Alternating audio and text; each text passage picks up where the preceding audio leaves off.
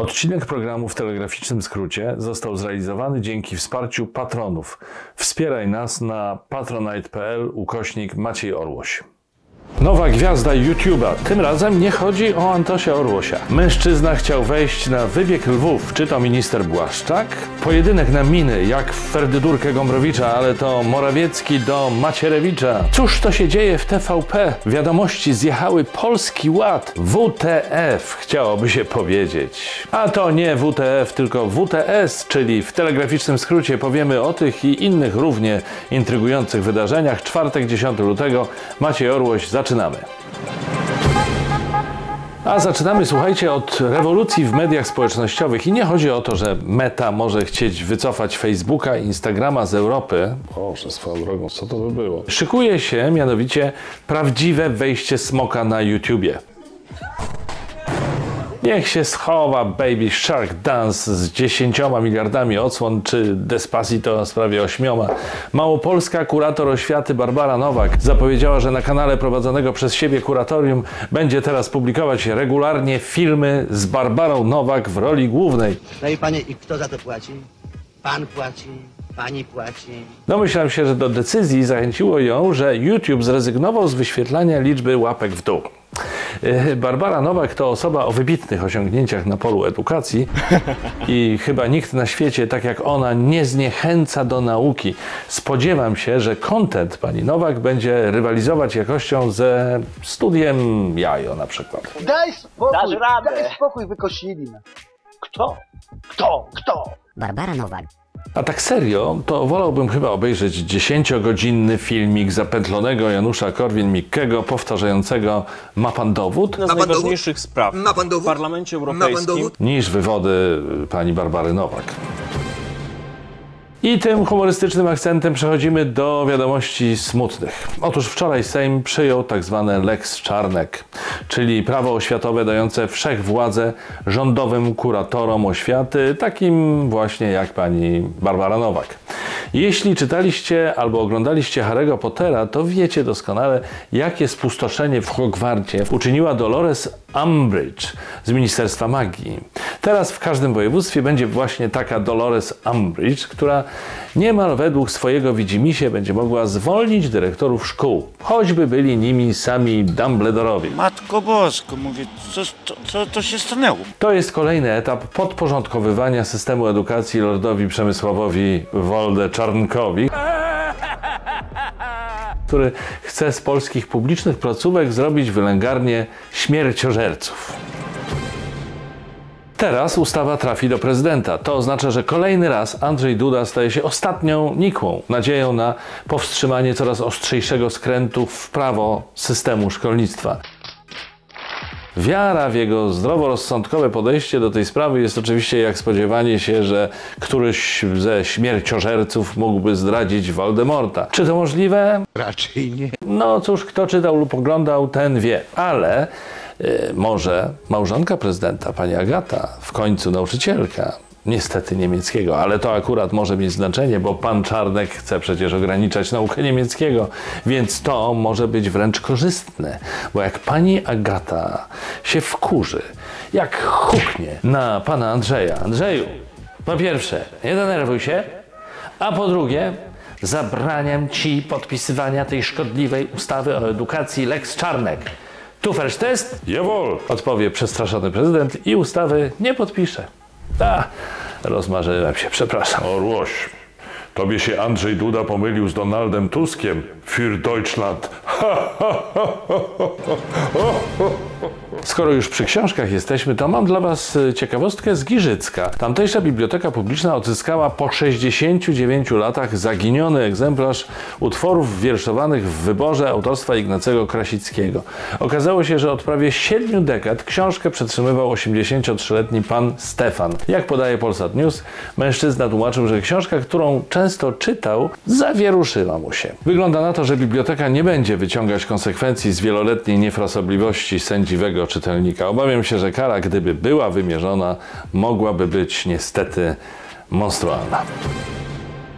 Kary natomiast chyba nie uniknie inny, nieco młodszy mężczyzna, który ostatnio był sprawcą jeszcze bardziej spektakularnego wyczynu. 29-letni mieszkaniec Warszawy nielegalnie wjechał samochodem na teren ogrodu zoologicznego i próbował się dostać na teren wybiegu dla lwów. Drzwi oddzielające go od tych sympatycznych kociaków próbował wyważyć łomem. Nie zdążył. I dobrze, bo w starciu z lwami łom raczej nie byłby wystarczającą ochroną, obawiam się. 29-latkiem ostatecznie zajęły się nie lwy, tylko policja, która ustaliła, że mężczyzna był pod wpływem nielegalnych w naszym kraju substancji. Nie chodzi o alkohol. Takie zachowanie można chyba swobodnie ocenić jako wyjątkowo głupie.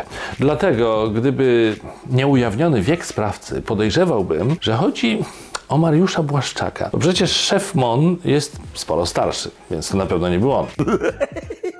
Ale i pan Błaszczak błysnął ostatnio swoim wyjątkowym intelektem. Stwierdził mianowicie tak. W naszym interesie narodowym leży to, aby Ukraina była państwem suwerennym, niepodległym. Dlatego wzmacniamy ją. No super, ale tylko z pozoru. Rozumiem, że jak w mniemaniu Błaszczaka interesem narodowym nie będzie suwerenność Ukrainy, to jej wspierać nie należy. Inaczej mówiąc, prawa narodów do suwerenności są, zdaniem pana ministra, zależne od czyjegoś interesu. Bardzo to jest szlachetne, wolnościowe i demokratyczne, prawda? Zwłaszcza jeśli wziąć pod uwagę, że kiedy pisowiec mówi interes narodowy, to ma na myśli interes PiS-u. Pozostańmy w kręgach rządowych. Nowym wiceministrem rozwoju i technologii został, uwaga, uwaga, Michał Wiśniewski. Wait, what? A nie, sorry, to nie ten Michał Wiśniewski, a szkoda. W rządzie jest już tylu komediantów amatorów, że jeden profesjonalny showman zupełnie by nie zaszkodził. Z ciekawych zmian personalnych, proszę Państwa, nie jest wykluczone, że na boiskach Polskiej Ligi Piłkarskiej znowu zagra Boniek. I tym razem nie ma tutaj żadnej pomyłki, bo nie chodzi o Zbigniewa Bońka, choć nie wątpię, że były świetny piłkarz nawet dziś radziłby sobie lepiej niż niejeden z przeciętnych kopaczy ekstraklasy. Ale tu chodzi o Oskara Bońka García, piłkarza z Hondurasu, który drugie imię otrzymał na cześć naszego wybitnego reprezentanta. Boniek García przez wiele lat grał w lidze MLS, czyli w Stanach Zjednoczonych. Niedawno wrócił do rodzinnego kraju, ale w rozmowie z WP Sportowe Fakty przyznał, że chętnie spróbowałby sił w Polsce. Byłby to rzeczywiście piękny symbol, nie tylko dla honduraskiego piłkarza, ale także dla polskich kibiców, którym z pewnością takiego właśnie symbolu potrzeba. Jeszcze jak? Szczególnie biorąc pod uwagę niezbyt krzepiącą, bliską znajomość trenera reprezentacji Polski z innym symbolem korupcji w polskiej piłce, czyli osławionym fryzjerem. Pozostając w klimacie sportowym, nie wiem, czy śledzicie przebieg Igrzysk Olimpijskich w Pekinie, ale pewnie wszyscy słyszeliście, że brązowy medal w skokach narciarskich zdobył Dawid Kubacki. Specjaliści mogą się spierać, czy o sukcesie zdecydowało dobre przygotowanie kondycyjne, dobry wiatr, czy może dobrze uszyty kombinezon. Ale ja wierzę tylko jednemu z ekspertów, komentującemu od lat skoki Przemysławowi Babiarzowi, który stwierdził, że sukces Kubackiego to zasługa transmisji konkursów TVP.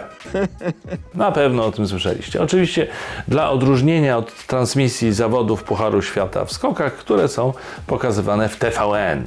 I tam się naszym skoczkom wiedzie umiarkowanie. Tylko w tej ekspertyzie dziwi mnie jedna rzecz. Jeśli TVP działa tak zbawiennie na powodzenie w różnych przedsięwzięciach, to dlaczego politykom PiS, którzy praktycznie stamtąd nie znikają, kompletnie nic się nie udaje? Dlaczego? Ale Orłoś wymyśliłeś. Każdy pretekst dobry, żeby bezczelnie uderzać w Zjednoczoną Prawicę i oczywiście w prezesa Kurskiego. Ha, ha, ha. Owszem, każdy pretekst dobry, to prawda. Zasłużyli. Nawiasem mówiąc, już nawet TVP na łamach Wiadomości przyznaje, że PiS-owi nie udał się Polski Ład. Ale trudno się dziwić, bo badania pokazują, że prawie 40% Polaków uważa, że na reformie podatkowej straciło, a tylko niecałe 20%, że zyskało. Tymczasem rząd obiecywał, że zyska ile? 90% społeczeństwa. To jest dramat, kur...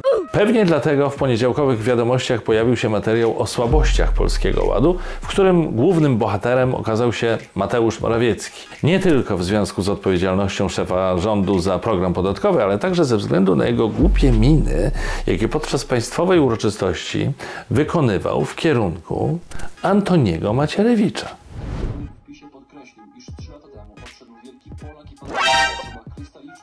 I ta mina mogła przecież oznaczać wiele różnych rzeczy. Na przykład to, że Morawiecki po odejściu z rządu planuje karierę mima albo hipnotyzera.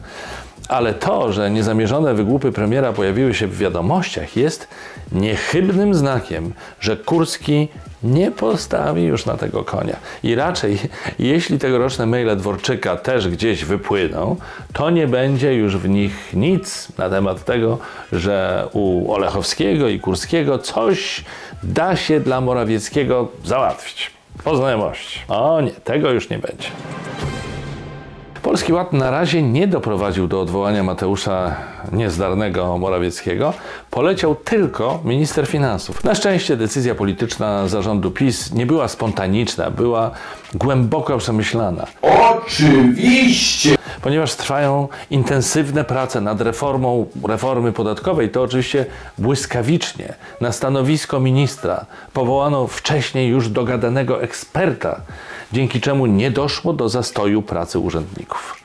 Nie wierzcie tym, którzy mówią, że jest inaczej, że z powodu emocjonalnej decyzji partii rządzącej teraz przez jakiś czas, przez kilkanaście dni ministerstwo będzie działać bez głowy, a jego pracownicy wstrzymają się ze wszystkimi dalszymi pracami nad ulepszaniem Polskiego Ładu.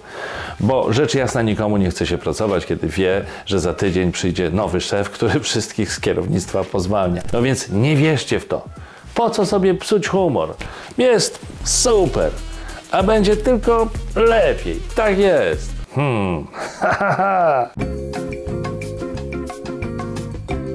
Czas na kulturę w WTS-ie. Oddaję głos Antosiowi, polecając Wam przy okazji jego kanał Witam, w którym z właściwą sobie werwą wyśmiewa się z wielu głupot w kraju i za granicą. A u nas kulturalnie, choć także oczywiście z werwą. Antosiu, witam. Witam Państwa bardzo serdecznie. Dziś w kąciku kulturalnym wcale nie będzie z werwą, ale będzie za to literatura. I polecę dziś Państwu twórczość Howarda Phillipsa Lovecrafta, której jestem wielkim fanem od dawna. Są to klasyczne opowieści grozy, które jednak z dzisiejszym horrorem nie mają za wiele wspólnego. Mam wrażenie, że dzisiaj klimat, który pan Lovecraft tworzył, mniej straszy, a bardziej wciąga. Autor stworzył też własną mitologię, cały świat różnych stworów, takie uniwersum Lovecrafta, naprawdę niezwykłe, nawet jakby tak się przyjrzeć wierzenia różne ludzi, czy twórczość innych autorów fantasy, to tutaj mamy do czynienia z czymś moim zdaniem naprawdę niesłychanym. Tu w ręku mam jego przypadek Charlesa Dextera Warda. Ale pokazuję nie dlatego, że to moja ulubiona jego pozycja, bo nie, tylko dlatego, że w środku znajdują się ilustracje pana Grzegorza W. Komorowskiego, autora grafik do pierwszej edycji gry Magia i Miecz. Pozdrawiam wszystkich fanów. Jeżeli zaś chodzi o film, to polecam wybrać się od 11 lutego do kin na film The Beatles Get Back. Polecam, bo jestem wielkim fanem Beatlesów i czekam na ten film od bardzo dawna. Jest to dokument pana Petera Jacksona, nigdy wcześniej nie publikowane nagrania i tak dalej. No cóż mogę jeszcze powiedzieć? Mogę tylko a propos muzyki jeszcze zaproponować Państwu rap jednego z widzów WTS-u. Podesłał mi ten utwór jakiś czas temu, więc voilà! Przed Państwem Tulicha w utworze Sinusoida. Struktura naćpana tak jak po pigułce gwałtu. Żadna akupunktura nie wyleczy tego faktu. Nie płonę jak katedra Notre Dame. No bo chuj mnie obchodzi co słychać na Instagramie. Duchowa jak Moet, zmysłowa jak Coco Chanel, ale głupia jak but, do tego pusta jak dzbanek. I to by było na tyle. Rozumiem, że pamiętacie o takich sprawach jak to, że WTS ma swój profil na patronite.pl, jak to, że można mój kanał subskrybować, Facebooka obserwować, podobnie jak Instagrama. Z góry dziękuję za komentarze i lajki. W kolejnym WTS-ie widzimy się już w niedzielę. Trzymajcie się. Cześć!